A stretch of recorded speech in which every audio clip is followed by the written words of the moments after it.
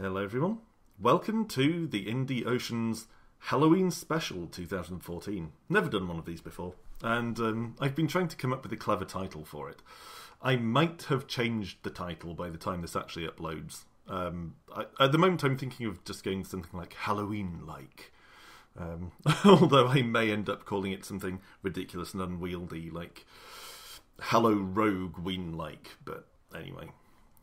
It's the Halloween special, and the thinking behind this was I wanted to do a longer video of a little medley of games. There aren't a lot of Halloween-themed games in the roguelike genre, or even the roguelite genre, but there are a handful, so let's look at some today.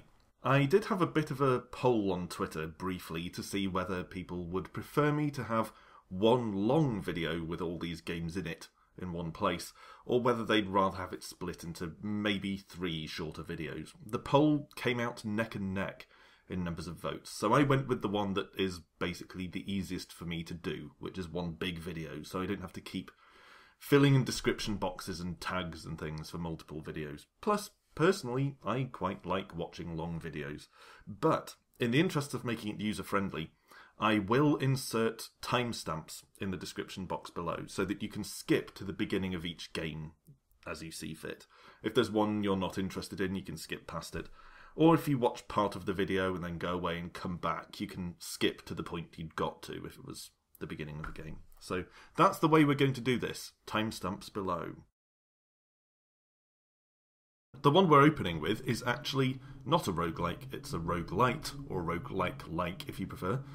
I've played it a bit, not extensively. It's called The Consuming Shadow, and as you'll see on screen, it's by Yahtzee of Zero Punctuation fame. It's actually not a bad game. It's still officially in its beta version, I believe, but I don't know if any more work is being done on it. But as far as I've played, it's actually not bad. Very Lovecraftian. It's a real-time sort of side-on horror thing. With some degree of procedural generation, as you'll see as we get started. So let's take our pointer, which I can't help seeing as a play icon, and let's get started. So, February the 16th, 2014. A shadow is trying to enter our world, one of the ancients. The runes confirm it. I don't know which one. All I know is that they arrive at Stonehenge 3 days from now. One hope remains, the ritual of banishment. 4 runes encountered at Stonehenge will close the gateway. The trouble is, I don't know what the ritual is. If I investigate the strange events heralding the shadow, perhaps I could piece it together. That's all I have. A maybe. So, we have 2 options straight away. Shoot myself. Trembling to indicate your tension, your temptation to shoot yourself and just give up on trying to stop the ancient. And if you click that, it will actually just be game over. So let's begin journey. So here we are in our car, 72 hours left. Don't look back. 21:01 PM on the 16th of February. Got some health. I think that's kind of sanity there as well. And set destination, so let's do that. Now,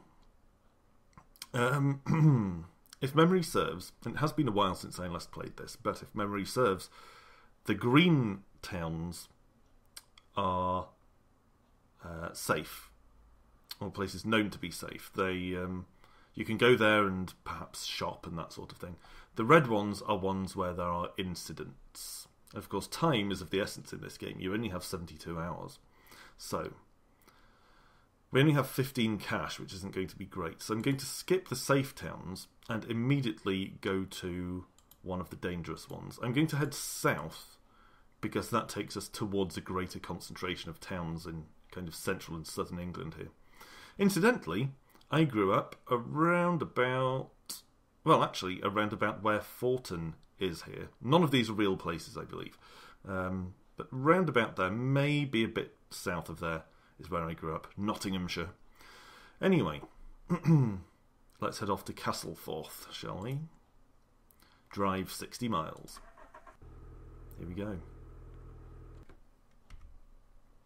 And you just kind of naturally spin on here, so you don't have to sit through the lengthy drive. But it stops, like if you auto-explore in a roguelike, it stops if anything happens to you along the way. But we reached our destination without incident. So let's enter the town. 70 hours left. Castleforth. This town bears all the hallmarks of being under the shadow. The air tastes sharp and acrid, and sits heavily in the lungs. The few people I see walk in a quick, startled pace, often bearing an eerie paleness and hostile eyes. From the dark doorways of abandoned buildings, I hear faint sounds that chill me to the bone. It is too late to save this place, but there are signs that some kind of defiance exists. I found graffiti inscribed by hasty hands, which I believe to be attempts at protective wards. Could there be fellow students here? By students, he means students of the arts of preventing the arrival of the shadow, I assume, and not just people going to the local sixth form college. We could return to our car and leave, but let's investigate further. There's something going on here. Following the trail of protective wards, I've located what I believe to be the home of the artist.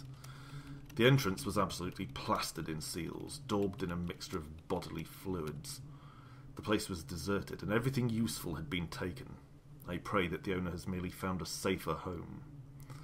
Scraps of discarded journal indicate the source of the wards. An old book in the arcane languages which has been hurriedly stored in a hiding place in the abandoned building next door. Perhaps I could recover it before someone or something does so first.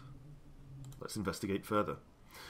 Okay, now we've actually got past the sort of interactive fiction text sections. And we're into some real gameplay here. WASD to move, or arrow keys and so on if you prefer. So we'll walk around a bit like that. We aim with the mouse here. You can see we're clutching a gun, find and recover an occult text. But we don't have a lot of ammo. You can see in the top right at the moment, we only have one type of bullets, and we only have 6 of them. So that's going to be kind of an issue. But like all the best survival horror games, this isn't really about fighting. So this icon, I think, means that we can look at something. Oh no, we're attacking something for some reason. Attacking ourselves. Yeah. We're attacking ourselves. Okay, so we've got a dead body here. We could shoot it, but what would be the point? This question mark icon that appears at the bottom when we walk past this body is actually... I think that's the one that lets you know you've found something there. Incidentally, you might notice these arrows light up when I move. So you could actually move just using the mouse if you wanted to, like this. But I find that a bit unwieldy. So, you'll also notice there's a map of the rooms at the top. At the moment it just looks like a grid, but they'll be revealed as we explore. So let's see what's here. February the 16th, 2014, 23:04 PM. This poor devil used his last moments to paint a message on the floor with his own blood. Open only the box bearing the symbol of Bayala.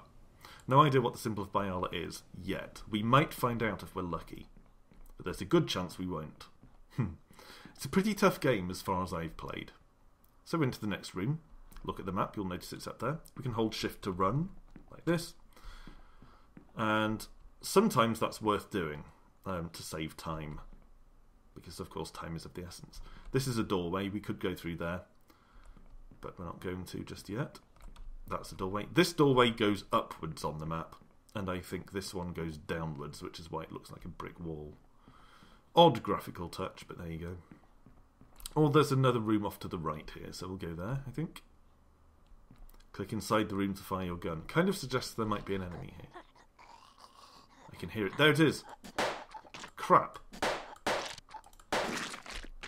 Okay, we took a lot of damage there, and we used up 4 of our 6 bullets, which isn't good. Soon we're going to be down to melee only. And there wasn't even anything in here. Let's keep going. Okay. Still haven't found anything useful. More doors leading down. More doors leading right? No, that's the end. Okay. I guess let's go down here. Nothing at this end of the room. Oh, I don't know what that is. Let's find out.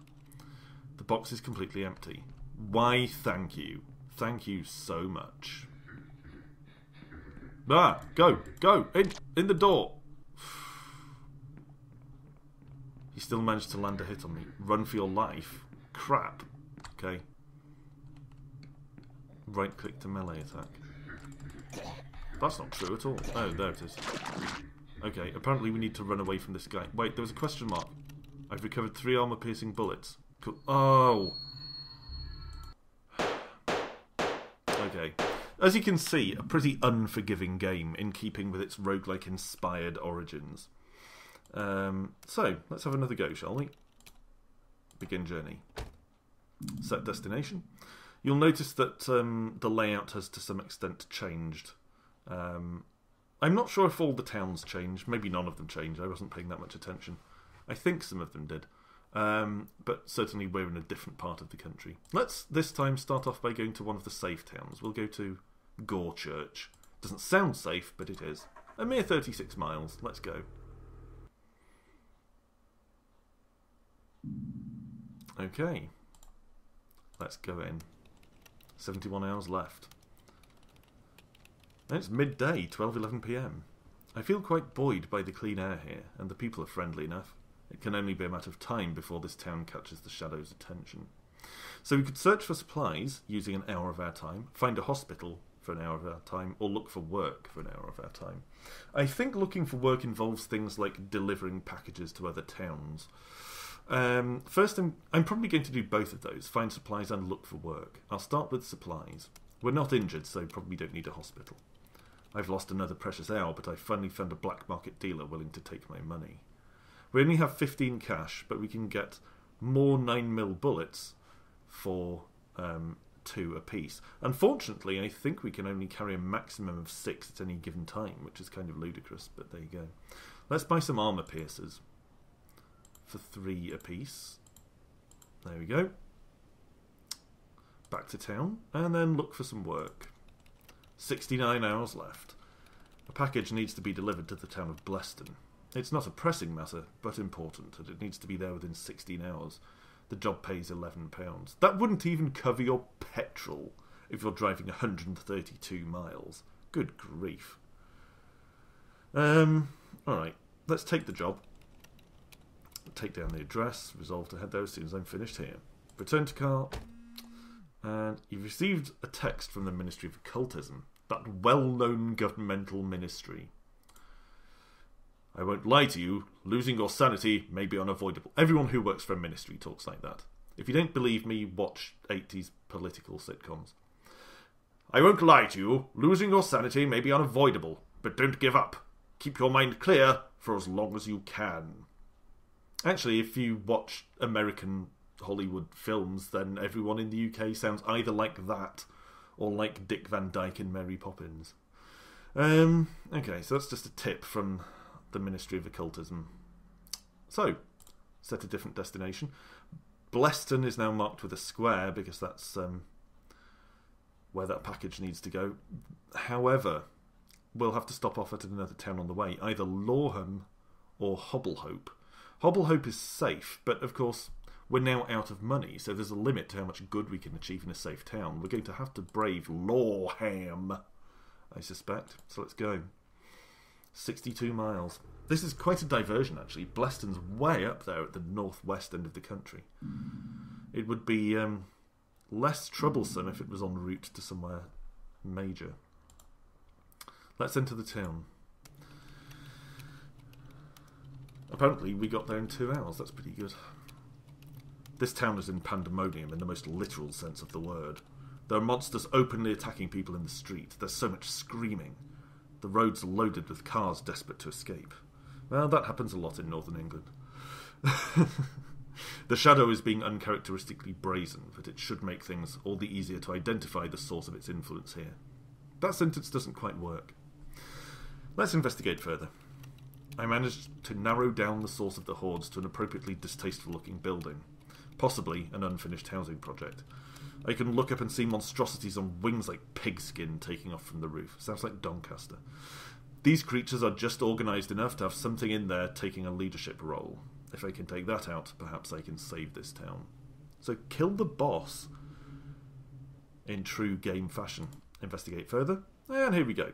Into a building. WSD, as before. Now we have extra bullets because we have our bog standard ones, but we can also switch to our selection of 5 armour piercers that we bought. We probably don't need armour piercers specifically, but they will at least serve as extra ammo if nothing else. Though they're expensive. I mean, notice that this delivery job is paying £11 and armour piercers were £3 a bullet. So ammo is very, very precious in this game.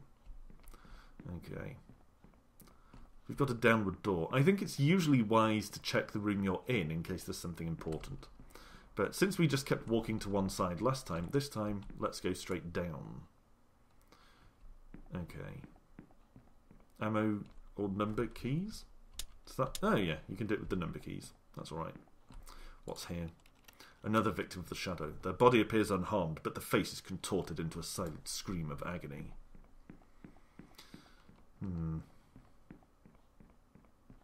Okay, nothing particularly useful here. More doors leading downwards and upwards. Oh, a locker. Okay. The walls of the cave were absolutely oh, is this a page we found? The walls of the cave were absolutely covered in the rune commonly pronounced as shm. Each one daubed on it in a chalky white paint by what I sincerely hope were human fingers. Found a clue. So, that has given us a clue towards the runes we're looking for. Remember, we're trying to find a rune to banish the ancient one that's approaching. Actually, it's explained quite well here. Attempting to banish the wrong god would be disastrous, so we must identify which of the ancient ones are trying to break through and which rune is the appropriate one to stop it. I've never successfully gathered more than a couple of clues. So let's head over here and take the door downwards again. Click inside the room to fire your gun. We'll melee it for now, I think. Yeah, only took a couple of melee hits. Actually went better than with the gun, I think. I found a very old 9mm ammunition box with 2 bullets remaining.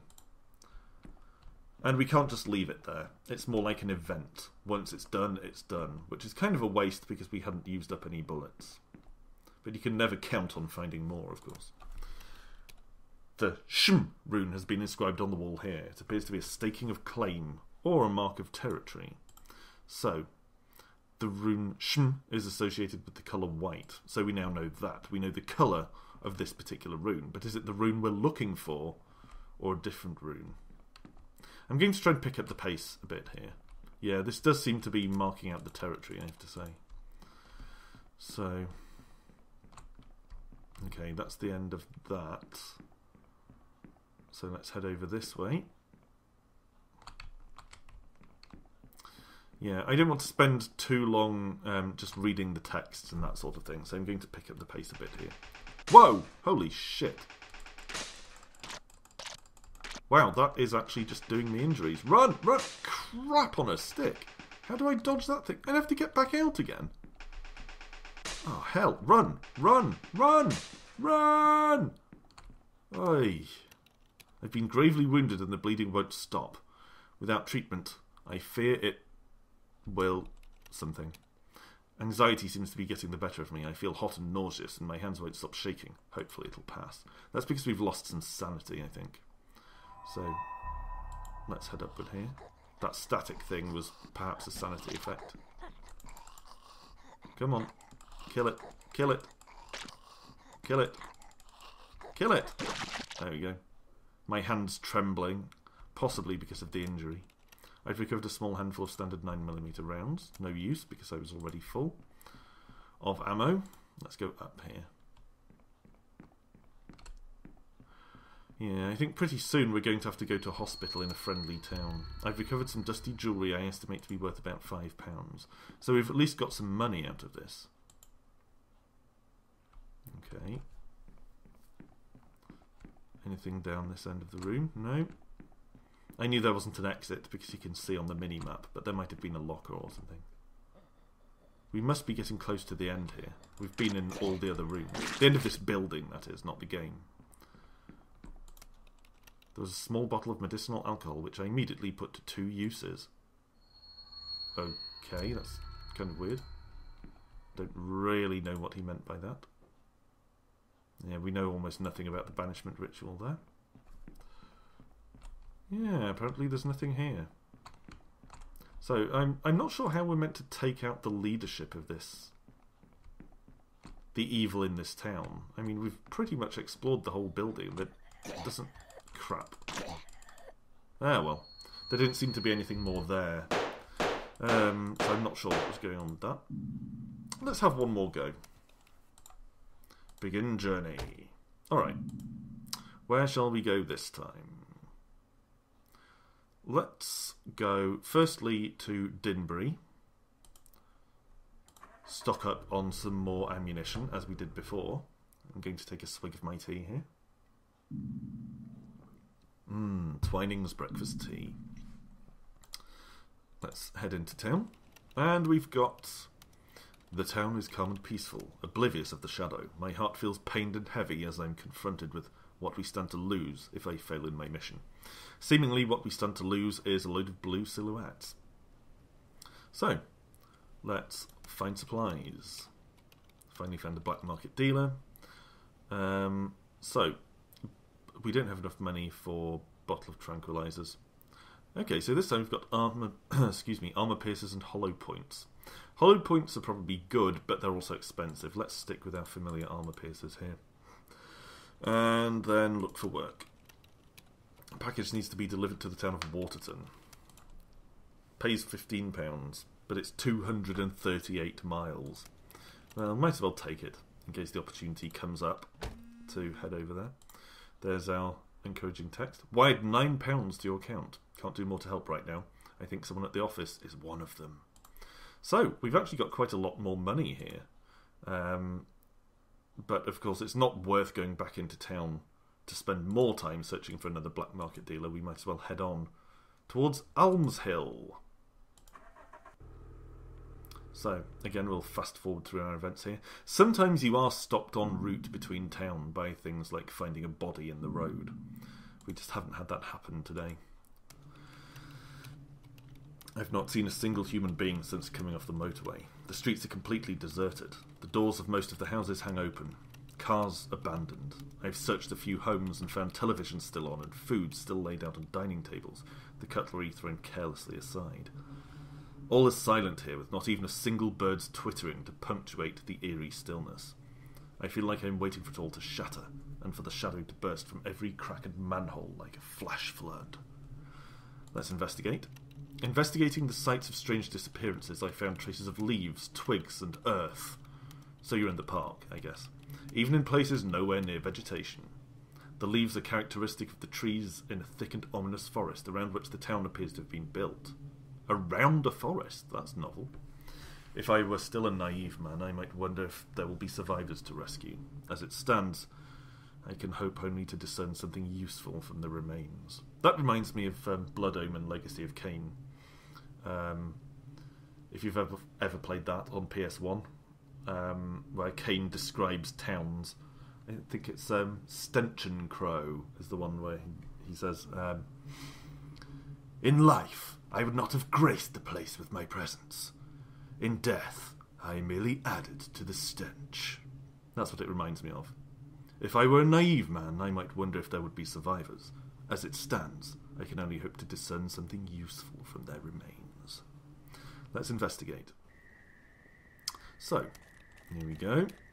I'm going to switch straight away to armor piercers. There we go. Just in case I have to inflict maximum damage on something that's armoured. Notice we have a different background this time, because we're in a forest instead of a building.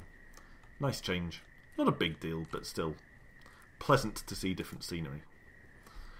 Okay, what about this bird bath thing? Nothing there? Okay. Looks like some kind of hedge maze with these leafy arches. In the bin! There we go. There's a dented old cash box here containing around £5 and change. So we're actually doing really well on the money front this time. Let's go downwards again. I can hear a creature. Get it. Okay.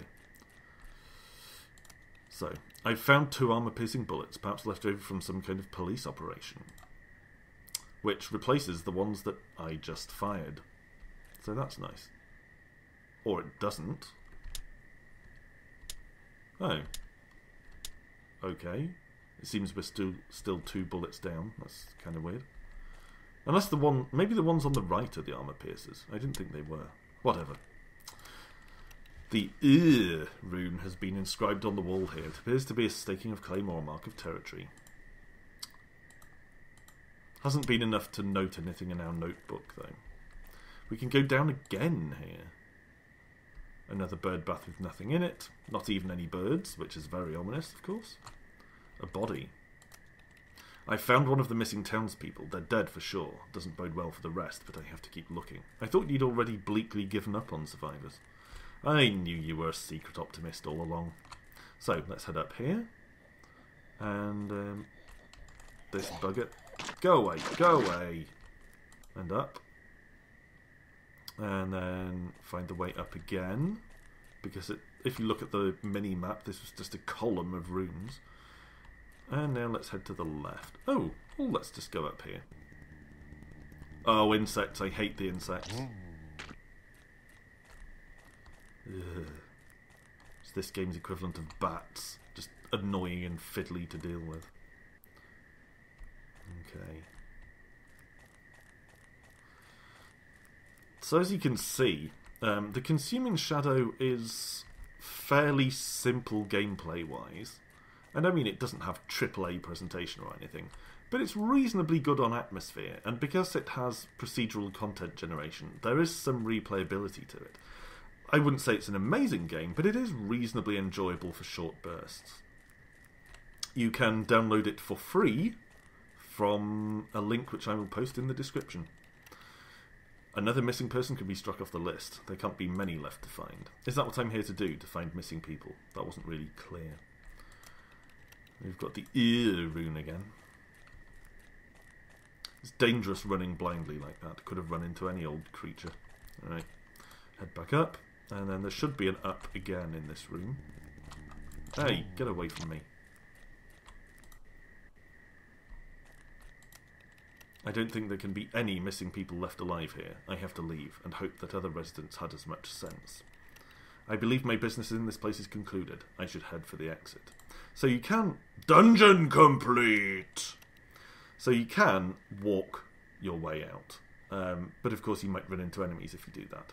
So really it's recommended to use this flashing exit icon in the top left, which will just expend an hour to warp you back to your car.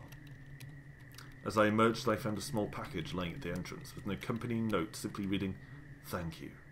I looked around, but if anyone was watching, they had no intention of introducing themselves. Back to the car. So we've actually successfully completed one town there. Most of the engraving was too weathered to read, but the full banishment mantra. But the third symbol was almost certainly the syllable shm. So we've gained a bit of information there as well. Next. We've got quite a lot of money, so it might be worth us going to Hobbleby over there to get some medical treatment and maybe some more bullets. But it's quite a lot of miles away. There we go. Halfway there, we were startled by a thump! I'm startled into full wakefulness when something heavy and fleshy slams into my front bumper. It was probably the other way round, actually. You probably slammed into it. I stopped the car out of reflex. The unmoving mass in the road could be human or animal. Anxiety seizes my heart. Common sense should be drive on, really, considering, but there might be something useful. Let's go and have a look. My heart fell inch by inch as I approached the unmoving shape in the road and confirmed that it was human.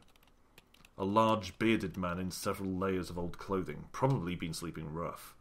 His eyes are open and dead. The horror is a cold, petrifying thing draped across my brain like a soaking wet blanket, but there are too many lives at stake to dwell. A small amount of currency amounting to £9 has spilled out of the dead man's pockets, and I decided he wouldn't need it anymore. I'm unable to meet my own gaze in the rearview mirror. So, we've lost a bit of sanity there. Quite a chunk of sanity, actually, because we've accidentally run over some innocent passerby and then taken his money, because we have to think of the bigger picture. We can't grieve for him too much. There's more at stake than one life. So now we finish our journey. You received a text from a family member.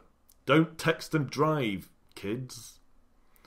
I don't know where you are or what you're doing, but I know it's important to you. I wired you £4 from our savings. £4 from your savings. Hey, alright. £4. At the current exchange rate, I mean £4 is about, what, $7 or something? Maybe not even that. Hey, £4. Why, thank you. So let's continue driving. Of course, £4 is actually quite a significant amount in this game, but in reality it would be a laughably tiny amount for someone to give you from their savings to support your world-saving efforts. Okay. But every pound is to my advantage here. Let's enter the town. Well, we could apparently go over here to look at our notes while we're in the car. So, here's the banishment ritual. 4 syllables. We know that one of them is shm. But that's all we know. Ooh, a first aid kit as well. But, I don't know. Did that restore me? It did restore me. Oh, okay. So you have a limited number of healing supplies. Okay, that's good to know, actually. I wasn't aware of that. Enter town. I feel quite buoyed by the clean air here, and the people are friendly enough, etc., etc. So, we don't need a hospital anymore. Let's go hunting for supplies. Found a black market dealer willing to take my money. So, yeah, we did use armour piercers. And then we found 2 more, but for some reason they weren't added to our count. Unless we only had 4 in the first place. Well, anyway, let's take a couple more.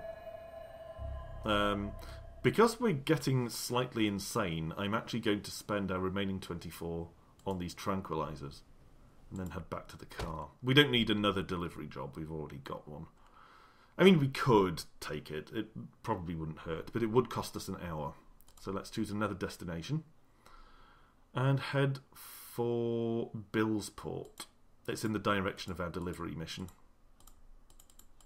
Whoa, went past it there. This is a slightly fiddly way of selecting your destination. That could be done by just clicking on the map, but you have to do it this way instead. Alright, let's go.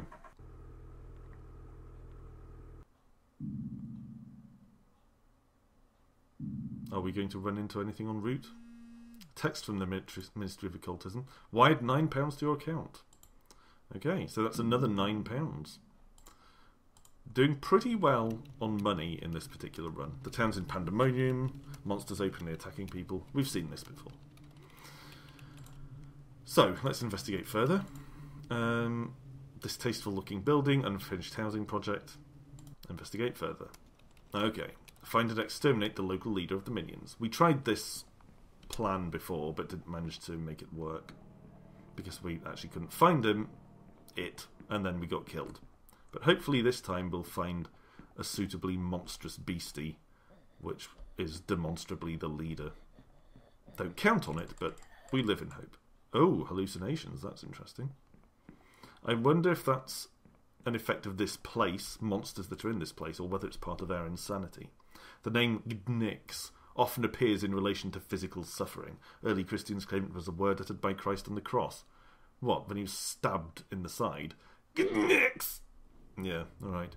But it also appears in the language of pre-Roman Celtic tribes to identify some kind of pain avatar or spirit. Alright. Pain Avatar sounds like the film aptly described. I've actually never seen the film Avatar. I'm just going on its reputation. Okay. Nothing in here. I don't know why the door upwards out of this room is marked in red. Maybe it's locked. Oh, is it that? Ooh, 15% chance of picking it. Well, let's have a go. I'm not sure what happens if we fail that. Broke a pick. Oh, we only have 3 picks. I see. Okay. Alright. Let's go downwards then. There's another downward exit from this room, but first a locker. When the king recovered, he displayed his bedsheets, which had become stained red with pus. Red pus? Jesus. That's nasty. From that day forth, red would be the colour most beloved to the god of disease. So, the colour red is associated with the concept of disease, and the Gnix is the god of pain. Okay, this rune isn't red. The Kz rune has been inscribed on the wall. I believe it to be a curse or intentional blasphemy, spitefully directed at the subject of the rune. So, this isn't someone marking out territory. This is actually sort of hostile graffiti. But notice it's not red, so it's not associated with anyone diseasey. But whether the god of disease or the god of pain or anything like that is anything to do with this particular incident, we don't yet know. That's what all our detective work is in aid of. Okay. The walls of the cave are covered in a rune commonly pronounced as in white. The rune is associated with the colour white. So we're piecing together a few clues here and there, but I don't feel tremendously optimistic about our chances here. The creature broke a bone in my leg. I can run if I have to, but the pain will be excruciating. So that actually costs us sanity now, if we run. I don't know if we can use our tranquilizer. I suspect maybe we can't use it till we get back to the car and our first aid box. Okay. I found a set of janitor's keys. Ah! Ahaha! That should enable us to open that locked door. I can hear a beastie. Get away, get away. Leaving the room with monsters alive reduces your sanity. I forgot about that. That's kind of annoying because I feel like retreat and evasion of monsters should be a legitimate approach in a survival horror game where ammo is so scarce. So punishing you for dodging monsters seems counterintuitive, I think. So, what have we got over here? We've got another door upwards. We've got lots of doors, actually. Day 12. The chieftain's son has contracted a hideous disease, more disease, that coats him in boils. The wise man's remedy is to chant a word that sounds like Kathoth, apparently the name of a spirit related to illness. So, we know that red and the name Kathoth are associated with the god of disease, but we haven't seen anything red or particularly diseasey so far. So that could all be red herrings, no pun intended. Red disease herrings. I've recovered a small handful of standard 9mm rounds, which we hadn't expended anyway, so it's kind of irrelevant. Another victim of the shadow. Their arms and hands are ruined, fingers either broken or missing, as if they were clawing madly at something. Clawing until your fingers come off is pretty damn extreme. Okay, so we can head upwards again here. There's a corpse here. The body is torn to ribbons, but while my forensic skills are rusty, I'd swear the wounds were self-inflicted. This house is grim. Right, let's head this way. Remember, we're looking for the boss of this area. Could this be it? Yes. I reckon that's probably it. Okay. Lots of bullets didn't help. More bullets. Okay, that's actually all our bullets now. Wow, okay. Bullets? My recording device picked up the chanting of some kind of mantra intended to ward off evil. It was hard to make out, but the first part definitely sounded like Agn. Unless there's any more loot to be found, I can call this operation complete.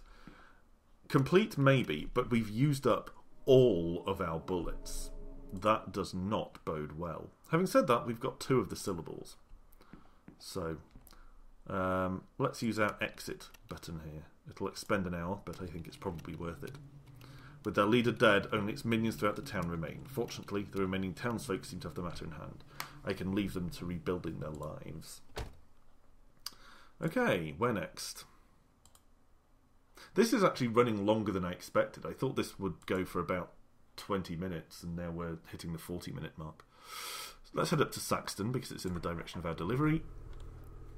I'll have a swig of tea. Delicious cold tea I made about 50 minutes ago. I've been forced to stop by the sudden appearance of some kind of commotion ahead of the car. A physical argument between several bodies. The participants are fuzzy, but whether human or minions of the shadow, an intervention may be in order. Let's intervene. That was probably a rash decision. The altercation appears to be between a small group of loutish young men and another prone individual whom they're kicking and spitting on. One of the youths instructs me not to interfere, stating they've caught one of them, and I can't get a clear look at the victim through many attacking legs. So, is this people kicking the crap out of a zombie, or is it racism or homophobia in action? I could shrug and drive off, but I'm going to make them stop, just in case it's a person. I managed to shout loud enough to get the youths to stop, and their attentions turned to me. This, it seems, was the opportunity the creature needed, and it removes the head from one of its attackers with a single slash. That was not what I was hoping for. Emboldened and with the element of surprise returned, it makes short work of the rest of the group, gore flying like a red rainstorm. I curse and reach for my gun, which has no bullets in it. So now I have to actually deal with this encounter, and all I have is a broken leg and a melee attack. This is not looking pretty. Oh well, we got through it. There's a dented old cash box here containing £3. Fine. Monsters are dead, there's nothing more for me here. Return to the car. Okay, now we're at Saxton. I'm going to... Ooh, what's in the big case? Let's take the tranquilizers. Click and drag. Click and drag? Oh, apparently I've got them equipped. Oh, so it's actually equipment. It's not a consumable item. Interesting. Let's go to the first aid box. We've actually used up all of our first aid and we're still at about 2/3 health, which isn't brilliant, but let's try.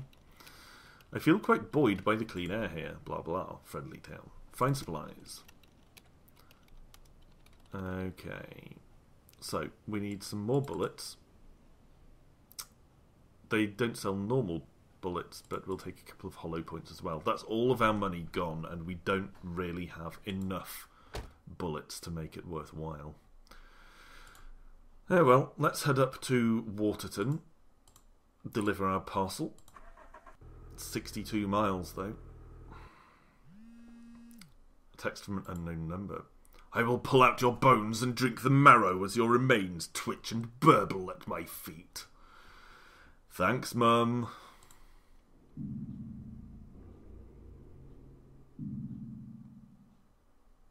You've reached your destination. The package is received by a flustered man dressed not dissimilarly to myself. He's agitated enough that I'm forced to awkwardly remind him of the agreed payment before he can run off, whereupon he throws a handful of notes at me and disappears into the shadows. Incidentally, that should be dressed not dissimilarly to me, not to myself. What's your grammar? Alright, different destination. I think since we're out of... Oh no, we've got 15 cash. Let's trot up to Oldley and see what we can find there. Yeah. I think with our lack of bullets, it's probably a good idea. Actually, we should probably also go to a hospital and see about treating our broken leg.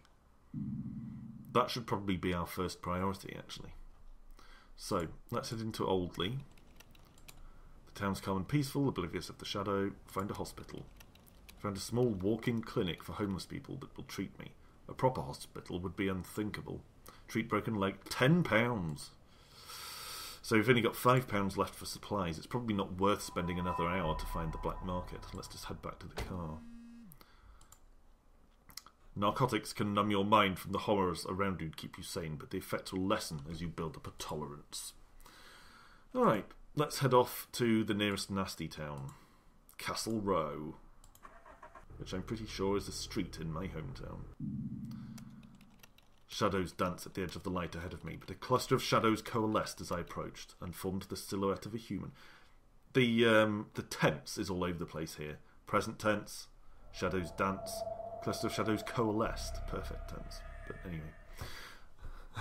The horror in this game is the grammar. A cluster of shadows coalesced as I approached and formed the silhouette of a human, waving their arms to get my attention. I need to decide if I'm going to stop. Notice how, as we lose sanity, our options start sporadically becoming shoot myself. I have had runs end in the past by trying to click on an option and it switching to shoot myself at just the wrong moment. Let's stop and see this person, shall we? As I slow to a halt, a harassed-looking young man in rumpled clothing runs to my window and pleads for a ride between laboured breaths. He says that there are dark forces at work in one of the safe towns and it is vitally important he get there. His hand is nervously rattling at my passenger side door handle, which I've shrewdly been keeping locked. I'm going to let him in, see what happens. I could do with knowing if a friendly town isn't friendly. The man almost collapses with gratitude into my passenger seat and asks me to head for Sormouth, stressing the absolute importance that we get there in time. Well, where is it even? Oh, it's north. Alright, we hadn't gone far towards Castle Row. Let's head for Sormouth. 54 miles.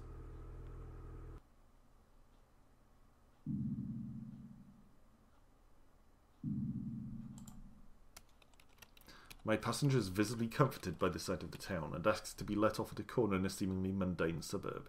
He insists on pressing £33 into my hand. Excellent, we now have a lot of cash. So I guess we'd better start heading for Castle Row again. Oh, we could have entered the town, I didn't notice that. Never mind. We're underway now. Text from a family member. Hello, dear. You didn't think I'd forget your birthday, did you? I sent you £5.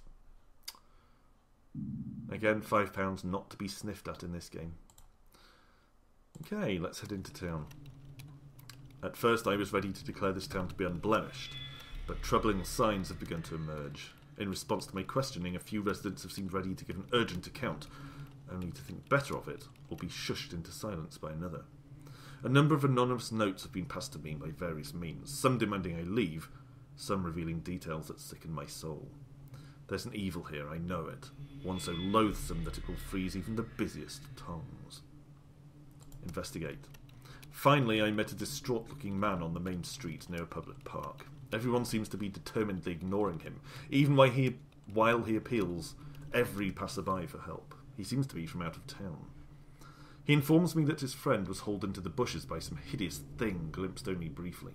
Whether I believe him or not, there's definitely something off about the gardens he's indicating, so I pledge that I will investigate.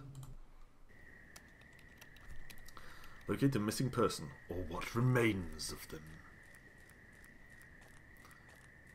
So we have a nice leafy area again.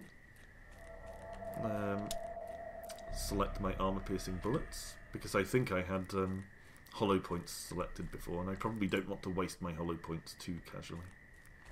But I only have 2 armour piercers and 2 hollow points, so pretty lacking in ammo, but it's still better than 0, which is what we had before. I found a discarded wallet containing £5. All the pounds in this particular run. Yeah, alright. The Kuz rune has been inscribed on the wall here. My gut tells me it's a blessing, a giving of thanks, or expression of love directed at the rune itself. Directed at the rune. Again, it's a white rune, not a red one. So it's not necessarily relevant to us. The EU rune again. And judging by the red doorway, yeah, that's locked. 15% chance of lockpicking really isn't good enough, so I think it's wiser to hunt around for a key.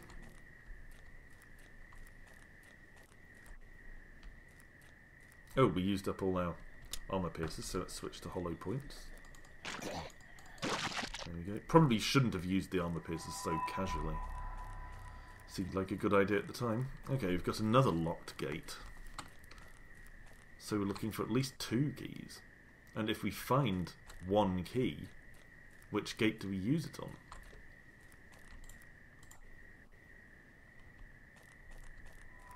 Okay. What's in here?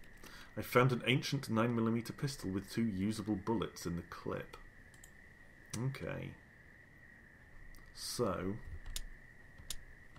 that gives us an extra 2 normal bullets. Which is okay. Not really what I... Oh, crap. No! Ah, why are you pointing that way? Ah, shit. No, no, no, no, no. Oh, crap on a stick. You died! Well, that's that, I guess. Your efforts leave their mark in the vastness of the multiverse. We've actually gained levels.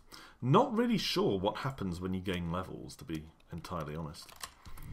But let's leave this game there, shall we? This has been The Consuming Shadow. created by Yahtzee of Zero Punctuation fame, also known as Ben Croshaw. So, thanks for watching The Consuming Shadow. We're not done with the Halloween special, though. Even though The Consuming Shadow ran to almost 50 minutes, there's still going to be a bit more. They'll be shorter than The Consuming Shadow. I didn't expect this to be that long. But we'll hit up at least 2 other games. Horror/Halloween themed games. And I think the next ones are going to be more roguelike-ish. This one is kind of a roguelite, or roguelike-like if you prefer. The others are going to be more seriously roguelike-ish, but this has been The Consuming Shadow. Hope you've enjoyed watching that. I certainly enjoyed playing it, and as I mentioned, I will put a link below to where you can download this game, still in beta form, for free. So, on to the second game in the Halloween special. We started off with The Consuming Shadow, and now we've moved on to something a bit more classically video gamey in the form of Castlevania RL Serenade of Chaos. This is an unofficial game, of course, made, I think, by Slash, the developer more recently of a game called Ananias, available on Android and PC. Slash has made a fair number of roguelikes. This is one. So, this seems suitably Halloween themed for our, not celebration, our sort of recognition of the occasion of Halloween. It's an incredibly tough game. I haven't played it that much, but it's very, very tough, even for a roguelike, and expect to see me just getting my ass kicked. So, let's start, shall we? And we're going to call our hero Stuart, because earlier on I was thinking about the pub quiz I used to go to and the quizmaster was called Stuart. So, there we go. And we will make Stuart male, because I'm male and that's kind of my default. Again, I haven't played this game lots, but in the times I have played it, I've found Man-Beast and Knight of the Order seem to be the best options for combat. The others tend to be killed really easily, even the Vampire Killer, which is basically Simon Belmont. Man-Beast is kind of a werewolf, but those seem to be the strongest ones. Knight of the Order is the one I usually go with, because he has a basic melee attack which covers 2 spaces instead of just the adjoining space. So that helps keep enemies away from you a bit. So let's go with him. In 1691, a dark castle emerges from the cursed soils of Transylvania. Chaos and death spread across the land. Dracula unleashes his powers. Forests and lakes turn into a pool of blood. Long trip to the castle. Enduring many challenges across Transylvania, you find yourself close to the castle. As the sole survivor of the company sent to battle the Count Dracula in his castle, Stuart stands in a forest near the town of Petra and the cursed castle. The weapons of the sacred church and the fate running through his veins are the sole hope for mankind. This looks bad. With the chariot like this, we cannot make it to Petra. In this crappy forest. So it's creepy forest, but initially my eyes read it as crappy. So, yeah. This crappy forest! Wait. Did you hear that? This is a terrible Yorkshire accent, but I'm going with it. Indeed, says Stuart, the ginger Knight of Order. Those seem to be wargs, demonic wolf-like creatures summoned by the Count of Darkness to protect his castle. We'd better get to the castle quickly. Petra's to the northwest, and the castle of Dracula is just east of there. You better proceed on foot, but quickly. I'm afraid I can't get past the castle with me foot like this. Sorry, past the forest. With me feet like this. I don't even know my own lines. You'll be safe inside this ruined building. I'm sure its waist-high crumbling walls will be sufficiently insubstantial to fail to protect you from the descending hordes of monsters. But also, I'll come back with some help. I'll bring you some band-aids. Alright, so we're leaving our coach driver here. Look at our ruined coach. I like that little bit of attention to detail. Ruined coach there, a couple of wheels scattered around. And we, Stuart, head off into the forest. So the town is northwest. But in my experience, you often actually can't head northwest. You kind of have to head northeast, usually, and loop around. But let's go and have a look. So, ruined building. Have a listen to this. Hear that? Oh yeah, that's right. Castlevania RL has one of my favourite features, which is legitimate Castlevania music. Oh yeah. The Castlevania series, particularly the NES Castlevanias, have some of my favourite video game music. Especially Castlevania 3, Dracula's Curse. That was the main one I played. So there we go, we have our attack with a range of 2, which is vitally important. Gained a level. Only pushed up our hearts, so that's not a big deal. Or our maximum heart limit, perhaps. In true Castlevania style, hearts aren't health. They're actually the ammunition for your special attacks. At the moment, we don't have any special weapons. We have Garlic, which will paralyse monsters. We have a short sword, which is kind of an alternative weapon. And we have Bibooty powder. Disappointingly, we don't have any healing items. That's going to be problematic, because we will absolutely hemorrhage health, I can guarantee you that. See, no way to get northwest. We'll probably need to go northeast. Yeah, so Castlevania 3 was the one I played back in the day. I did borrow Super Castlevania 4 from a friend at school, but I didn't own it until relatively recently, actually. And I still haven't really played Castlevania 1 or 2 very much. I've played them a bit, but not very much. Castlevania 3 Dracula's Curse is by far my most played. You might be noticing that enemies are actually kind of spawning around me, which is one of the things that makes this game so damn hard. Enemies just appear all around you constantly. They can also advance on you extremely quickly. A lot of the enemies are very swift moving. And they can even knock you back a lot. I've even had enemies knock me off the screen onto the next screen. I hate these bastards. They just chuck bones at you all the time. See, that bat moved, what, 3 or 4 spaces in one turn? So in true classic game fashion, bats are incredibly annoying in Castlevania RL. Now we want to keep moving, because if night falls, you'll notice in the top right there's kind of a sunset thing. That indicates time of day. If night falls, we can end up with pretty poor visibility. So we want to keep moving. You might notice this music here, if you're familiar, is from Castlevania 2, Simon's Quest, which I know mainly from the Angry Video Game Nerd videos about it. Healing Herb. So we now actually have a healing item, but the herbs don't heal you very much. So to be honest, I might as well use it now, frankly. So I'll press U for the use command. There we go. You can see we were at about 3/4 health, and the herb didn't even get us back up to full. Healing potions are pretty decent. At this point in the game they heal about half your health, but the herbs are rubbish. Still better than no healing items at all, which is what we had before. I think that skeleton actually spawned underneath us, which is pretty low. Literally! That was not intentional, I'm glad to say. So, we're still trying to head broadly northwest. Oh, here we go. Again, you should recognise this from Castlevania 2. What a horrible night to have a curse. Oh, God. I hate it when this happens. So now, our visibility is going to be absolutely dreadful for a while. Hopefully the night will pass pretty quickly, but it could just be me, but it always feels to me like the night is longer than the day, and you're stuck with this foggy visibility until the sun comes up. I'm not sure if this happens every night. I've never survived long enough to see more than one night. I'm not sure if it uniformly happens even on the first night, but it does seem to happen at least quite a lot. Okay, Bibooty powder.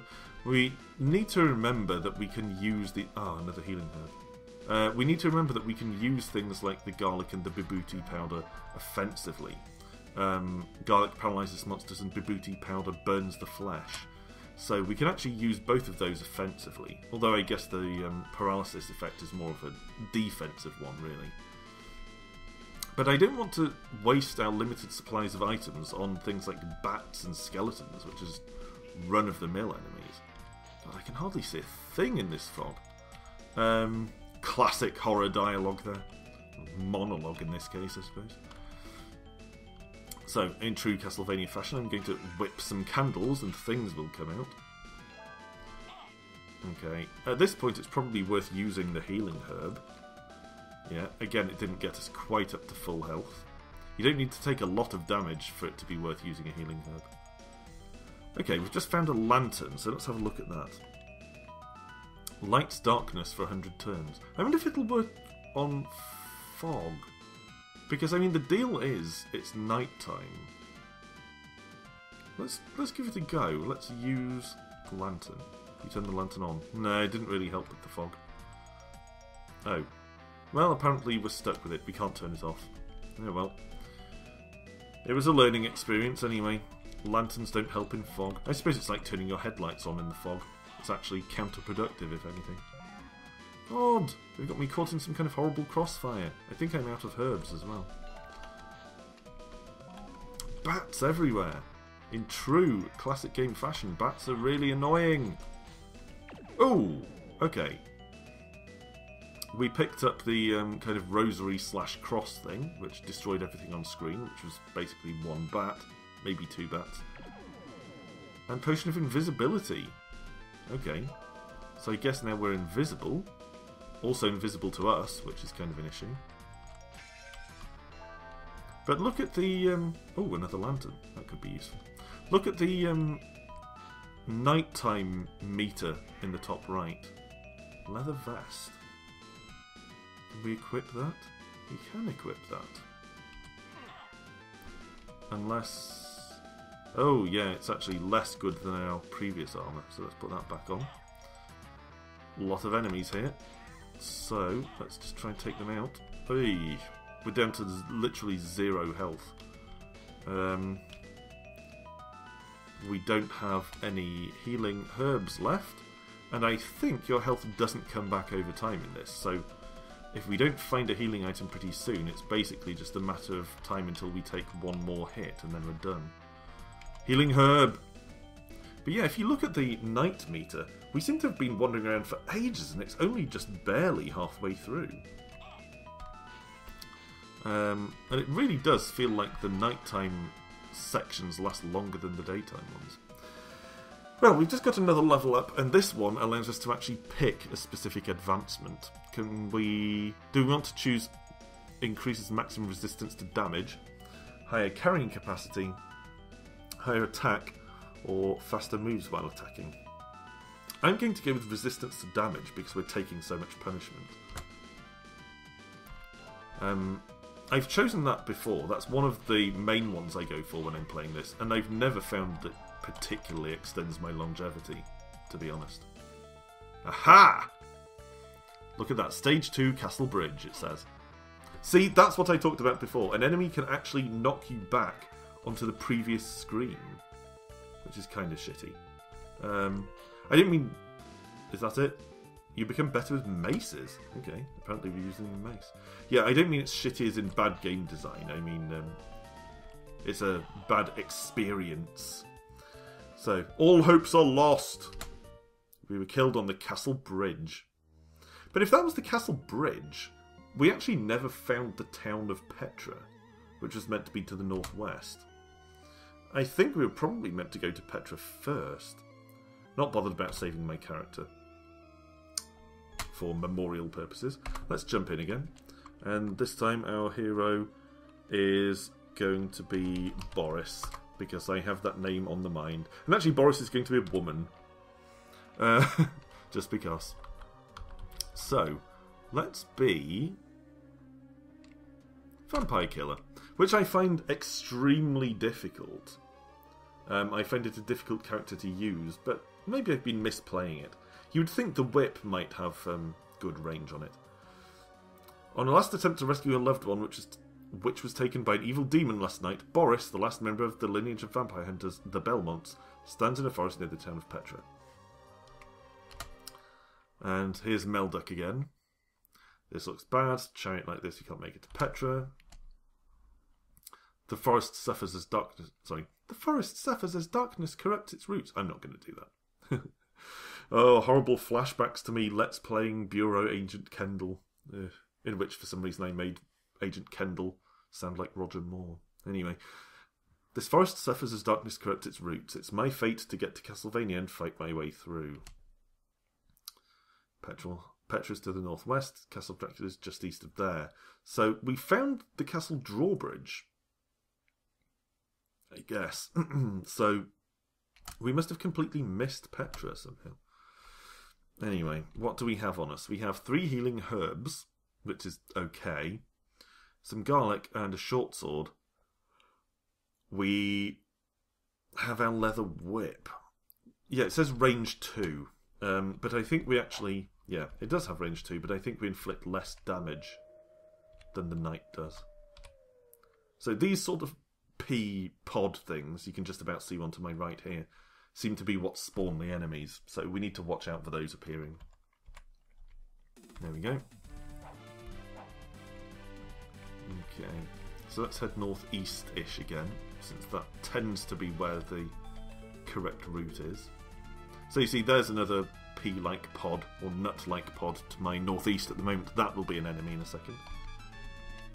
There we go, became a bat. Ah, the axe! The battle axe of Castlevania fame.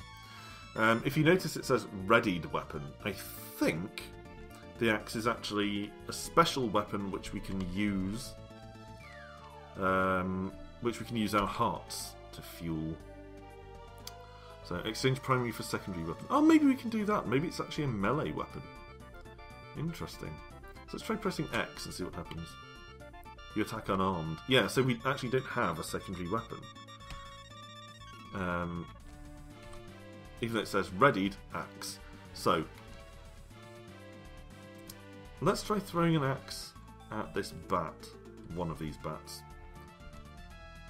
Yeah, so pressing spacebar. So where do you want to throw the axe? So yeah, that's how you use the axe. The axe counts then as a special weapon, which means it's powered by hearts. We only have 5 hearts, so I don't want to waste it. Mercifully, it's not nighttime yet. But you can see the daylight counter is showing that it's halfway through the day. It seems the Belmont character here actually gets to pick an advancement on the first level up, which is nice. We can unlock weapons using these, but I'm actually going to take the dodge thing because I think the battle axe is probably fairly good. Dagger, don't want that. As in official Castlevania games, dagger is a bit bum, where battle axe is fairly good. I'll take the torch, which lights the darkness for 50 turns. But as we discovered before, it won't light the fog, irritatingly. So usually I feel like I have a tough time with the Simon Belmont-ish character, but I feel like it's actually going reasonably well this time. At least no worse than the knight did. There's a staff here. I think that's probably... yeah, that's a weapon. We're probably not going to get much use out of it, but I'll carry it for now. We haven't reached our carrying capacity limit just yet. But we did take a lot of hits there. If you noticed me being smacked around, knocked back a lot, and found it confusing where I was ending up, you're not the only one. I always find that confusing. Okay, there's the castle bridge. There's another battle axe. Let's see if we can find Petra. I mean, it should be westish, right? If that's where the castle is, the town of Petra should be west of it. So, hopefully... yeah, but let's use a battle axe. There we go. Yeah. Witness my axe use. What a horrible night to have a curse. Aha! Well, that answers that question. Nighttime isn't always foggy. Okay, we're going to have to use some herbs because we've taken an absolute ton of damage there. Okay. Let's just use all the herbs, frankly, because they heal so little. Yeah, it's been a while since I last played this game, so I couldn't remember whether all nights were foggy or just some. What's that? Your leather whip turns into a chain whip. I don't think I've ever had that happen before. No, I don't want the dagger. There we go. I'm starting to think we're actually not going to find Petra. Yeah. I mean, we're heading west and west and west. Ooh, this looks like an exit. Is this it? Yes! Petra Town! I've never got to Petra before. It, unfortunately, seems to be... your axe gets stronger, okay. It seems to be absolutely riddled with enemies, which is not really what I was hoping for. I was hoping for a shop or something. So I'm not sure whether it's better to go into the castle or the town. So far the town seems a little bit less difficult than the castle. I mean, you saw how quickly we got killed when we went onto the castle drawbridge before. Now, admittedly, we had 0 health when we got there, but I've always found the castle drawbridge extremely difficult. I found that a few times, and I've always had trouble dealing with it. I've never found Petra, though. Let's go in here. Oh, it's an empty house. I quite like the visual design, though, to be honest. Oh, you're dead and Dracula is still alive. Alright, shall we have one more go? One more go at Castlevania RL. New game. Hero name. This time, I'm going to name it after myself. This one is obviously going to be the successful character. And I'm going to go with Man-Beast here. Just for a bit of variety. After having learned of the destruction of the Man-Beast race and abandoning his secret hideout in the caverns, Alan the Half-Beast stands in a forest near the town of Petra, blah blah. His martial art and shape-shifting skills and the fate running through his veins are the sole hope for mankind. Here's Melduck again. Oh, the carriage! I can hear, I can smell, I can sense the damned creatures that almost annihilated my brothers. Tell me, where is the castle? Northwest. You'll be safe inside this ruined building. I wonder if the poor guy is ever safe inside the ruined building. Alright, here we go. Let's have a look at our equipment. 6 healing herbs, which is actually pretty good. But notice, at the moment we have no weapon equipped. We have a short sword in our inventory, and we have some throwing knives. I don't know if those throwing knives... I guess they're probably a special weapon.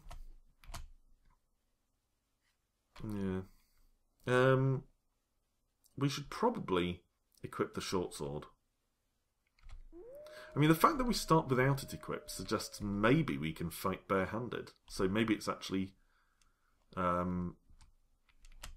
unnecessary to equip the short sword. I wonder if we can remove it. Reload. What do you want to throw? No thanks. Seems like you can't unequip it. What do you want to use? Unequip, there we go. Unequip the short sword. And see how we go barehanded. Oh, not very well. Yeah, and the knife apparently is not a special weapon in the manner of the battle axe. Wow, okay. What do we want to take? Let's take Energy Scythe. How do we use that? Okay. I'm going to hit the tooltips here. How do we use our special power?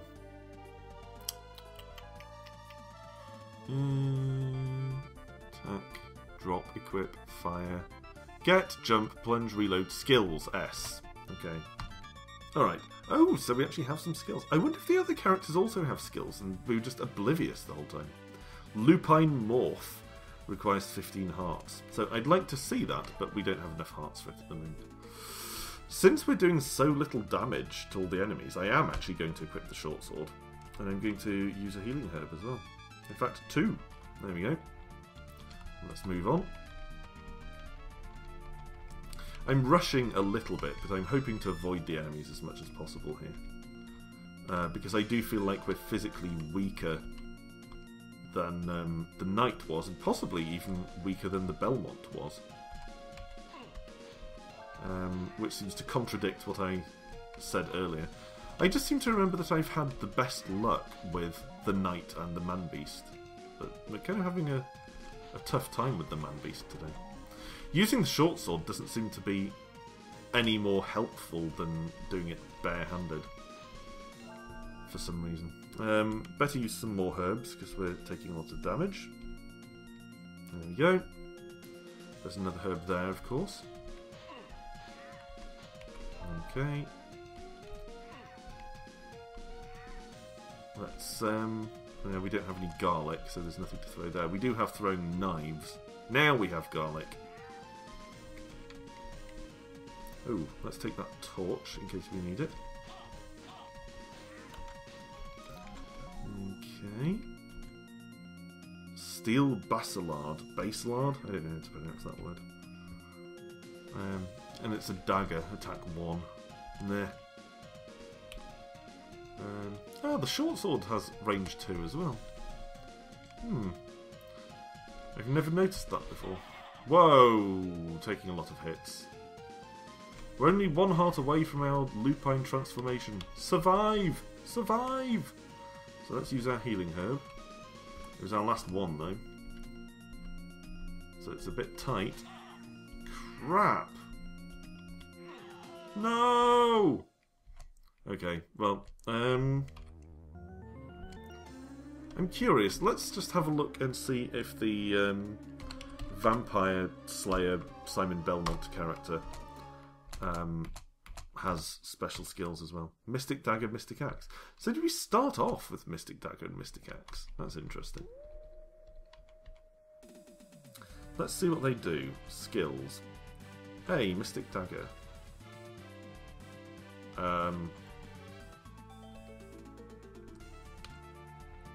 A. B. No, it's not doing anything. Whoa, okay. Almost killed. I told you this game's hard. We're already almost dead. I think... yeah, we don't have much in the way of healing items, so I'll just scoff all of these down right now. Okay. Use the Holy Bible Mystic Weapon, the Holy Water Mystic Weapon. Let's go with the Bible. I would guess that's... yeah. Skill. Mystic Bible. But... I don't know. Does that just mean those are things that we're able to pick up and use? It's kind of unclear. Maybe it's only the Vampire Killer who can use the traditional special weapons from Castlevania games. I'm not sure. That would actually kind of fit with the Castlevanias. Usually when you have an alternative character, someone like Alucard, you often can't use the same weapons and things as you can when you're the Belmont character. Okay. Is it this Petra? Yes. Oh! Ah! When we came here before it was night time. Now it's daytime. There are actually people here. Hello. Don't look into the Death Star or you will die. Is this referencing Castlevania 2? I think it might be. So can I actually get something from here? Buy some garlic. Are there shops and stuff? Yeah, good day. I don't have anything for you. Okay. Invenior. Okay. The Order of Knights sent some men, but they didn't return. Okay. Well, I'm the only one left, aren't I? Greetings, Bob. I am Merdotios, the general goods merchant. May I interest you in an item? I have 750 gold. I reckon buying a healing potion... I mean, that would leave me with too little money to buy anything else, but I think a healing potion is going to be so vital, frankly. Buy it? Yes. There we go. So at least we have some healing power now. I think a healing potion, as I've said, restores about half your health, so although it's not great, it is... The first thing to do in this town is buy a white crystal. Why is that? What a horrible night to have a curse. Well, it's too late to go back to the shop and find out what the white crystal does. Let's run. Run! Okay. So I guess this is maybe where you'd come to get supplies? Maybe you keep coming back here once you've been into the castle. Not sure. It's unclear. But if we survive long enough to find out, we'll find out. Okay, what's this thing? Cloth tunic. Probably don't want that. We're already wearing vampire killer armour, which, if nothing else, at least sounds more badass than a cloth tunic.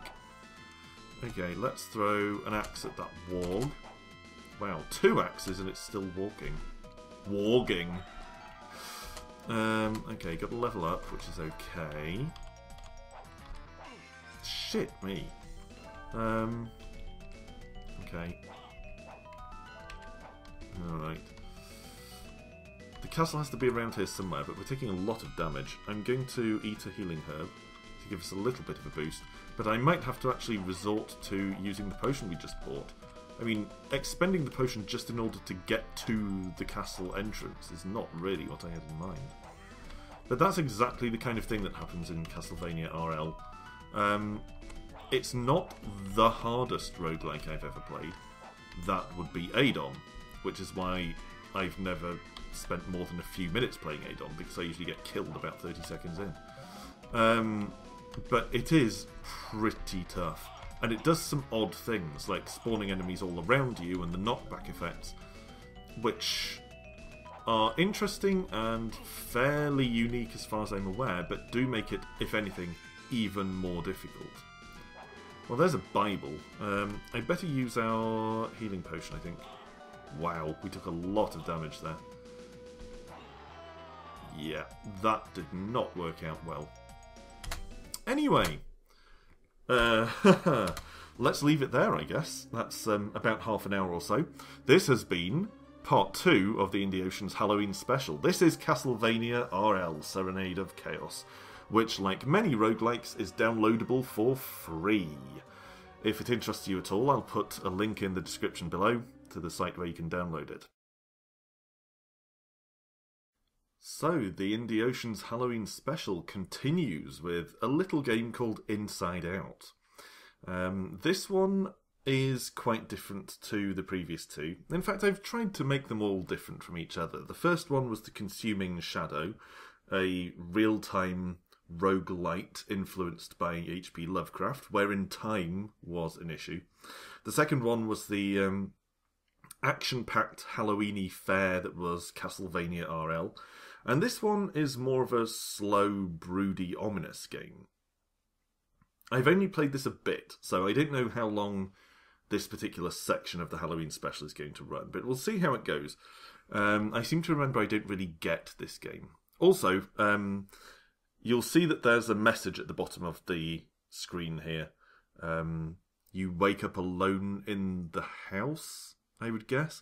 If you're wondering why I can't read it, that's because the window is actually too big for my monitor. I can only see the top halves of the letters. So there's a question I can see, where something. Where is everyone, possibly? So if I miss any messages at the bottom that contain vital information, don't go, oh, what are you doing? Are you blind? I actually can't see it. So, let's move on. We're using... Ooh, my bed vanished. And it's back. That's interesting. I'm moving around using the arrow keys here. Space bar to switch on the light. And to open the door. So I guess we'll just... That door wasn't there yesterday. The door is locked. That's interesting. And the door isn't there on the other side. So there's a locked door which wasn't there yesterday and can only be seen from one side. Well, that's a very conspicuous key. So I picked that up. What's this? Nothing. I'm not sure what all this is. Cabinets and chairs, I guess. Your front door. But it doesn't seem to... The key doesn't seem to fit. Let me guess. My guess would be the key fits this door.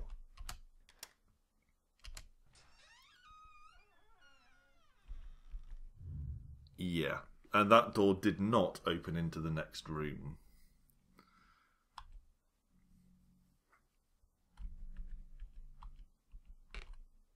Notice how the lighting and the colouring has all changed.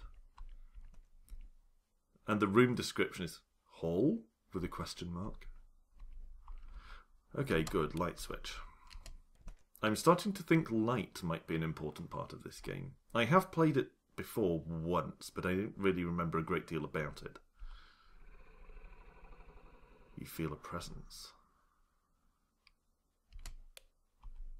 Okay. Oh. Blind for 1 turns. 2 turns. Oh, crap. Where's the light switch? Over here? It's not working. Sight of the unspeakable horror makes you close your eyes. So that's why I'm going blind for turns. And it seems like it's actually increasing the number of turns I'm blind each time I see it. Wow. That is ferocious. Okay, there's a light switch there. Oh, the light switches don't work. Well, they do, but I guess I have my eyes closed at those points. Oh no. Where's the door? I can't even see myself anymore. Oh. Was I? Oh, am I in bed? I seem to be in bed when that happens. That's novel. Oh, there's the door. It's almost on me. Oh god. Alright. This way.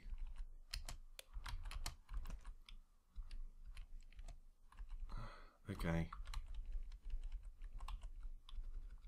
Your mind is close to snapping. Oh, there has to be a way out. Where is it? Where is it? Oh, it's not on this side of the room at all. Where is it? Oh, crap. Game over. You were eaten.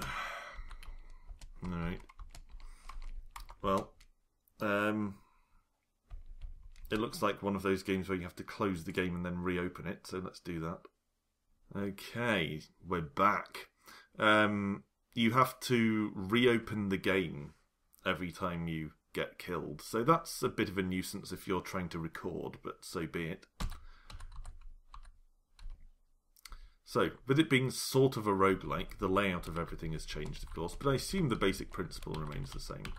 So I guess we're looking for a key and a mysterious door. Oh, I turned that off. Okay, yeah.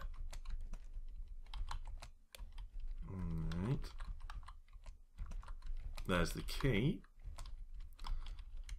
Is that the door? No, that's a normal door. Ah, there's the strange door. Okay. Here we go into the creepy long hallway.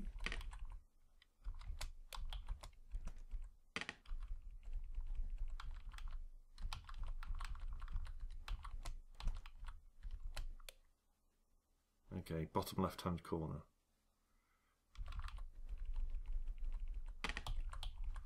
Can you hear those little creaking floorboards now and then? Ugh. And I'm soon moving into an old Victorian house. Probably shouldn't play this game when I live there. Okay, doorway is on the left. But it might be able to intercept... Oh crap, we bumped into furniture. It might be able to intercept me. Ugh, almost. The furniture is a serious problem. I was trying to move left and I collided with something. The light switches do nothing because you just immediately close your eyes even if the light's on. This is your front door, but how can it be here? You unlock the front door but it appears stuck. Try the other side. So is that why our front door in the house is locked? It's locked from the outside and we just unlocked it from the outside. So we have to get back to the house, is that it? Run! Run! Okay, we seem to be shaking off the monster here. A chair of indescribable horror. An eldritch chair of infernal design. I didn't notice those descriptions before. Okay, back in the house. Where's our front door? I didn't think we actually saw our front door before. There it is. You win! Success! Wow, okay. That's good. Well, anyway, there you go. At least we had some kind of victory in today's Halloween special. So that was Inside Out. Little roguelike, little atmospheric horror thing. Actually a lot shorter than I expected, but reasonably fun while it lasted. Inside Out. As always, I will link to a place below where you can download the game. On to the next game then, the last game of our Halloween saga today. Now we move on to the final game in the Indie Oceans Halloween Special 2014. And this is actually our first ASCII game. We've been sticking with roguelikes and roguelites today, but this is the first one that's used ASCII visuals. Traditional of roguelikes. We've already had The Consuming Shadow, which was sort of a brooding, menacing, Lovecraftian, roaming around the country thing, which reminded me a little bit of Eternal Darkness on the GameCube. We had the skeleton and bat-laden action Halloweeny romp, which was Castlevania RL, and then we had an odd little curiosity about wandering around a bizarre haunted-ish house called Inside Out. And this one is Cypress Tree Manor, because no Halloween-themed anything would be complete without zombies in some capacity. So let's just jump in here. You enter Cypress Tree Manor. You are not alone. According to the backstory, the zombie apocalypse has broken out, and you went to hide in the abandoned Cypress Tree Manor, thinking that would be a great place to hole up, but hoping that no one else would remember that. Unfortunately, they did. So, you can see in the bottom right, we've got bare hands and 5 hearts worth of health, and that's about it. But there are other people here as well. There's a filing cabinet here. You searched the filing cabinet and found a shovel. So you'll see now shovel with a 1 next to it has appeared in the bottom right hand corner. If we press 1, we now wield the shovel. So we're at least armed against any zombie invaders. What have we got here? Kitchen knife. So I'm pressing spacebar to pick things up here. I'll take the kitchen knife as well, just in case it turns out to be better than the shovel, and also because other people might want it. Ooh, axe. Okay, let's use that. So we found a lot of weapons right off the bat, which is a good find. Who's this? Loud Lawyer. Well, I didn't want someone who's loud hiding down here with me, drawing attention to me. The ruthless garagist hit the Loud Lawyer with a hammer. And this is basically what this game is about. It's just a little game, originally a 7-day roguelike, I believe, and slightly updated after that contest ended. And it's not just surviving against the zombies, it's also surviving against the other survivors who don't want you there. So, we're going to have to deal with the Loud Lawyer. He's coming at us here. The remains of a dusty desk. Well, I don't want any part of that. Oh, we just killed the Loud Lawyer. Ugh. I don't feel good about that. Maybe it's because I've been watching The Walking Dead, but I don't feel great about bumping off my fellow survivors. No, okay. The Ruthless Garagist is attacking us with his hammer. I know you helped us out with the Loud Lawyer there, but there's no need to start swinging a hammer at us as well. Let's axe him. Axe him to death. We're down to 3 hearts. Oh, he's got a silver key, a small key, another silver key, and a hammer. Didn't really want to take the hammer, to be honest. But never mind. Seems we've got it. The Loud Lawyer didn't have anything. You'll notice we're down to 3 hearts from 5, which isn't great. Who are you? Just talk to me. Don't attack me. I will leave you alone if you leave me alone. There's a zombie. Zombies are in here. I've played this a couple of times before. Never got very far, but I've found that sometimes you'll play and the place will be absolutely crawling with zombies, and other times you'll just find 1 or 2. Good looking, Lawyer. Being pretty won't help you out here. You swing at me, I'll swing at you. Just be warned. I don't know if I'm actually meant to kill them, like if that's the object of the game, or whether it's just a sort of side effect. What have we got here? Chest. Hexagonal key. Box of pills. Box of pills actually isn't listed in our inventory. We might have too many items. I don't know if it's possible to drop any. What's that? Old closet. Found a chainsaw! Hell yes. Health pack. Right, well I'm going to stop searching things because it seems I can't pick items up now anyway. Okay, we have extra floors. Let's go up. Again, spacebar to climb the stairs there. Okay, what's this in the corner? You're hurt by the fall. Oh, I jumped through a hole and then landed on the floor below. Now I'm down to 1 heart. That doesn't bode well. There's a chainsaw here. Maybe if we actually use up some of our keys, we might be able to pick up more items. Take out the... Oh, the zombie got us. No. No! Alright, restart. Okay. This time we have a zombie in the starting room and no weapons. We did manage to punch it to death and we didn't take any hits either. Tattered closet contains a knife. And I thought it was a knife and a frail milkman. I thought, that's a pretty odd thing to find in a closet. Who lived in this manor who keeps a knife and a frail milkman in their tattered closet? I think frail milkman is coming after us. We heard a crash. Wooden filing cabinet contains ceramic knife and piece of bread. Let's eat the bread. Oh, we can't eat the bread. That's interesting. What's it for then? Let's go... Well, that's downstairs, isn't it? The basement. Never go to the basement. Have you seen no horror films at all? Okay, what's in... Oh, a zombie missed you. I didn't see that thing there. Search the dusty dustbin. Dusty dustbin sounds like a kid's toy. These pieces of bread seem to be just clogging up space in the inventory. Baseball bat. Okay, well that's a better weapon at least.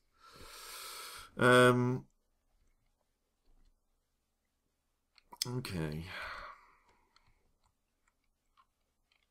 Yeah, pressing I, D, Q, the usual suspects, doesn't seem to have any effect when it comes to dropping weapons, so I think you're kind of stuck with them once you pick them up. You hear a scream. Well, hopefully it's one of the others. Which is a horrible thing to say, but, you know, if it's not me screaming, at least I'm okay. Again, I'm not sure whether you're actually meant to try to exterminate the other characters, the other survivors, and be the last surviving person, or whether you're meant to survive for a set amount of time, or what. Really not sure. But we'll see if we ever manage to get to that point. Another hammer. I don't want another hammer. Leave me alone. I think I didn't pick up the previous hammer, but we did see one lying on the floor, so there's no need for a second one. There's probably nothing particularly useful down here in the basement. It's very dark, which is kind of a pain. I'm going to have to go back upstairs, I think. What's that? Box of pills. Have it. Eat that. Don't know what effect that had. I guess maybe it healed us. Maybe not. Not sure. Okay, let's go back upstairs. Ooh, zombies everywhere. Yeah, my guess would be the other survivors have not been having a good time of it in my absence. Look at all the blood everywhere in here. Hexagonal key, ceramic knife, flashlight, and flashlight. Well, I want the hexagonal key, but I don't want 2 flashlights and a ceramic knife. So I guess I'll just have to not pick up the hexagonal key. I don't know what the hexagonal key is even for. I don't know if there's a hexagonal lock anywhere. That's a lot of zombies. A lot of zombies. That one did some damage to us, as did that one. I'm starting to think... Are we not wielding a weapon? Did we actually manage to drop our bat at some point? Or the weapons break? What happened? I missed that. Our hammer doesn't seem to be helping us out very much. And we're cornered. We're going to have to fight our way out of here. Come on. Okay, we're down to 2 hits. Ah, hell. Alright. Oh, no. Okay, let's give it one more go, shall we? Okay, at least we're not starting off near any zombies this time. There's a knife. First, wield that. Then, hammer. Okay, wield that instead. And found an axe. Alright, so it looks like we're going to have pockets full of weapons again.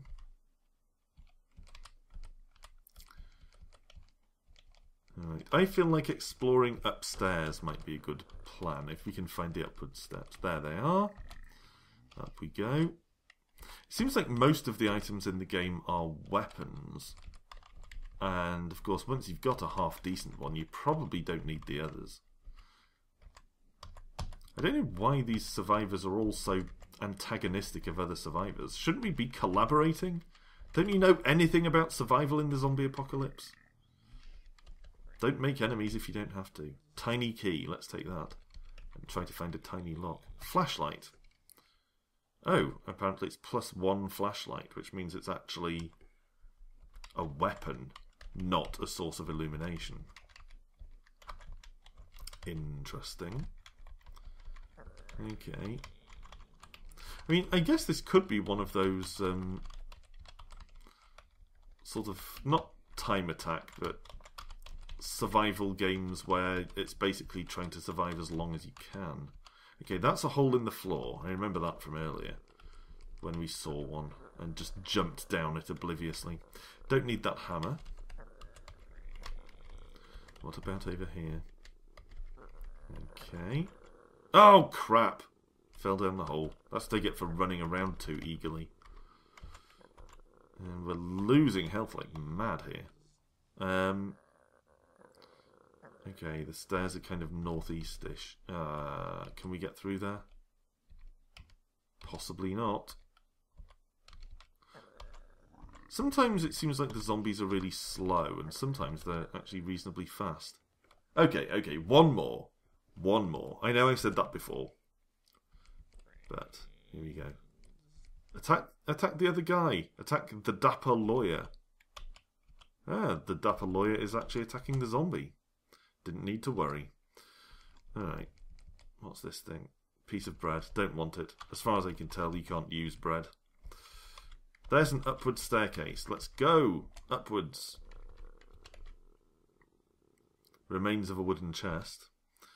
Apparently, the fat police officer hit the fat stripper with his bare hands. Ugh. That just sounds unpleasant. You're hurt by the fall. The floor gave way, so he didn't even jump into a hole that time. The floor was just crappy. Wow. Dapper lawyer beat us to death with a flashlight. That was too quick. Let's go again. It seems Cypress Tree Manor has that quality. It's a very simple, straightforward game, but it does have an element of well-dressed milkmen. An element of well-dressed milkmen. There's a rusty key. Let's have that. Yeah, it does have an element of... Oh, go on. One more. Because it plays out so quickly and it's so simple and you don't need to fuss around with things like character generation like you do in a lot of games. So I think this is probably a game designed with very quick, very short play sessions in mind. There's a sausage here. Isn't there just? I don't even know what that means. It just sounded like something that would work as a vague, unspecified innuendo. Crapping hell! More floors giving way. These floors are the worst floors. So I suppose that's the danger of going upwards in Cypress Tree Manor, is you run the risk of the floors giving way beneath your feet and dropping you down, which will then injure your health. It's okay when you can see the hole like that. You hit a door in vain. So it doesn't use a rusty key or a round key. What about if I press the number? No? No. Apparently it doesn't use either of those keys.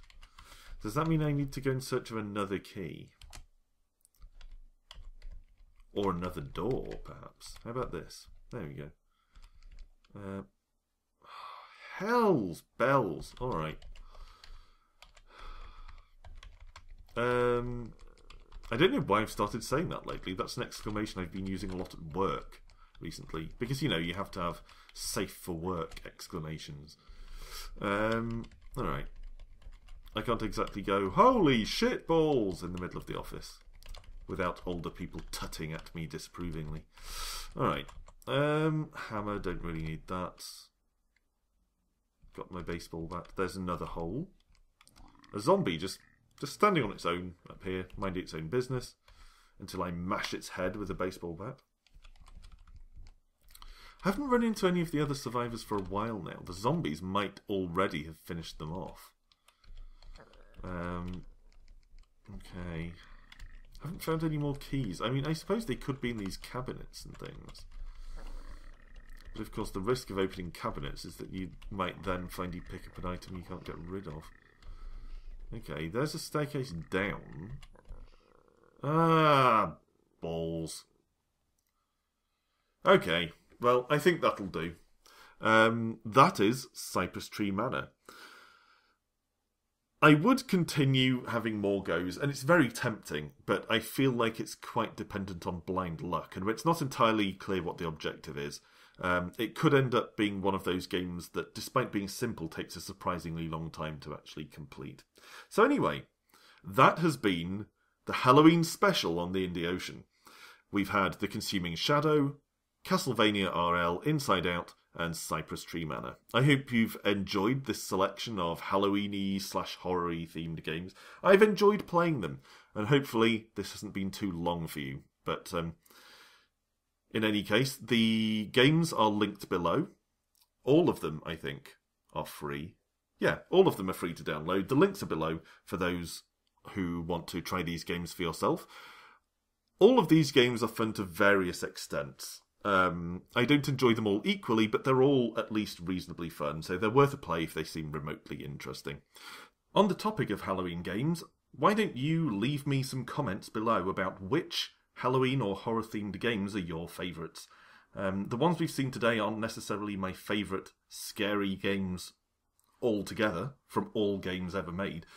Personally, my choices would be probably the original Silent Hill on the PS1, and maybe Eternal Darkness on the GameCube. So let me know what you think of those choices, and whether you have any particular favourites of your own. Get in the Halloween spirit. Thanks for watching as always, and rejoin me the next time when we will undoubtedly be playing more games. Until then, bye for now, and try not to be too afraid this Halloween.